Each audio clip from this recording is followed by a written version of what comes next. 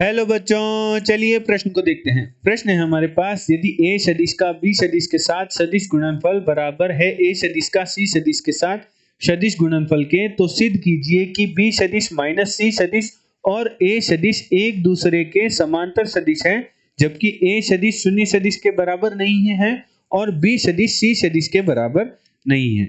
चलिए सर्वप्रथम हम प्रश्न के लिए मुख्य अवधारणा लिखते हैं।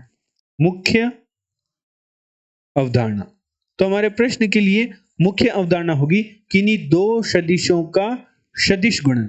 किन्हीं दो सदिशों का सदिश गुणन, जिसका दूसरा नाम होता है वज्र गुणन।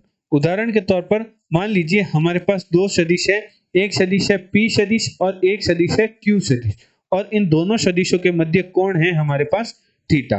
तो p सदिश का q सदिश के साथ जो वज्र गुणन है वह बराबर होगा p सदिश का q सदिश के साथ सदिश गुणन बराबर होगा p सदिश का परिणाम गुणा q सदिश का परिणाम गुणा साइन थीटा गुणा n कैप, जहां थीटा दोनों सदिशों के मध्य कोण है एवं n कैप है वह p सदिश तथा q सदिश के लंबवत इकाई सदिश है।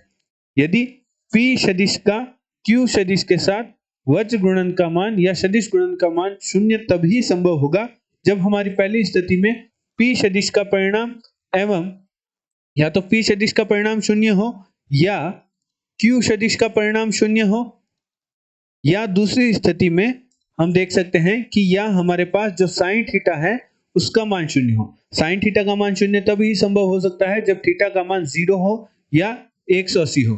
थीटा का मान 0 या 180 का अर्थ होगा कि p सदिश q सदिश के समांतर हो।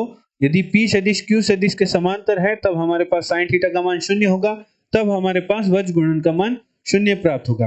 अतः प्रश्नानुसार प्रश्न में हमें समीकरण दे रखी है, जो कि दे रखी है a सदिश का b सदिश के साथ सदिश गुणन बराबर है a सदिश का c सदिश के साथ सदिश गुणन के।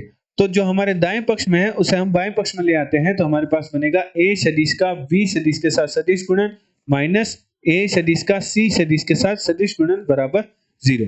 चूंकि हमारे पास एक सूत्र होता है जो कि कुछ इस प्रकार होता है कि यदि x सदिश का सदिश गुणन y सदिश माइनस z सदिश के साथ करें, y सदिश माइनस z सदिश के साथ करें, तो हमारे पास मान प्राप्त होगा x सदिश का y सदिश के साथ सदिश गुणन माइनस x सदिश का सदिश गुणन z सदिश के साथ।